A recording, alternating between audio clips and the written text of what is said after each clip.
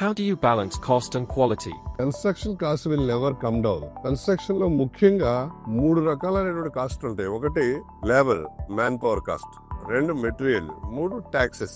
ఈ 3 కూడా ఎప్పుడు మనం నిరంతరం అప్వర్డ్ ట్రెండ్ లో ఉంటే తప్ప డౌన్ అనేది ఎప్పుడు జరగదు. మ్యాన్ పవర్ తీసుకుంటే మనం ఎవ్రీ ఇయర్ 2 సార్లు కూడా మ్యాన్ పవర్ కాస్ట్ మనం పెంచాల్సి వస్తుంది. సాలరీస్ కానీ, వేజెస్ కానీ, కాంట్రాక్ట్ అమౌంట్స్ కానీ ఇయర్లీ అయితే కంపల్సరీ పెంచాల్సి వస్తుంది. అలాగే మెటీరియల్ కాస్ట్ కూడా ఇండైరెక్ట్ గాను డైరెక్ట్ గాను టాక్సెస్ పడి అవి తయారు చేసే మ్యాన్ పవర్ కాస్ట్ కూడా పెరగడం వల్ల ఆ ఇంపాక్టే కాకుండా మెటీరియల్ కాస్ట్ కూడా పెరుగుతూనే ఉంటుంది. అలాగే గవర్నమెంట్ టాక్సెస్ ఫస్ట్ టైం మనకి హిస్టరీలో జిఎస్టీ కొంచెం తగ్గించారు మన సెంట్రల్ గవర్నమెంట్. అలాగే మనకు అన్నిటికన్నా ముఖ్యమైనది ఏంటంటే దీంట్లో ఇంగ్రీడియంట్ భూమి అనేది మనం ప్రొడ్యూస్ చేయలేం కాబట్టి ఉన్నదాన్ని వాడుకుంటాం కాబట్టి భూమి ధర ఎప్పుడు పెరుగుతూనే ఉంటుంది. సో కన్స్ట్రక్షన్ రంగంలో కాస్ట్లు ఎప్పుడు కూడా అప్వర్డ్ ఉంటుంది తప్ప తగ్గుదల అనేది ఉండదు. ఈ రీజన్స్ వల్ల ప్రాఫిటబిలిటీని తగ్గించుకుని చాలా మినిమైజ్డ్ ప్రాఫిట్ 100 రూపాయలు మిగలాల్సిన చోట 30-40 రూపీస్ తోనే కొందరు వ్యాపారం చేస్తున్నారు. కొందరు 20 రూపాయలే మిగులుతుంది. కొందరికి కాస్ట్ అంటే రూపాయి ఇంట్రెస్ట్ కూడా మిగలకుండా కూడా వ్యాపారం చేసే బిల్డర్స్ ఉన్నారంటే అతిశయోక్తి కాదు. కానీ మనకి రాబోయే రోజుల్లో కంపల్సరీ కూడా ఇవన్నీ కూడా ధరలు పెరుగుతాయి. ఈ రేట్లలో ఈ ఎస్ఎఫ్టీ అమ్మలేము. ఈ క్వాలిటీ తోటి మనం చెన్నైతో గానీ, బెంగళూరుతో గానీ, ముంబైతో గానీ, పూణేతో గానీ వాటితో కంపేర్ చేస్తే చాలా తక్కువలో ఉన్నాయి. అతి త్వరలో రేట్లు హైదరాబాద్ బిల్డర్లు కూడా పెంచక తప్పదు.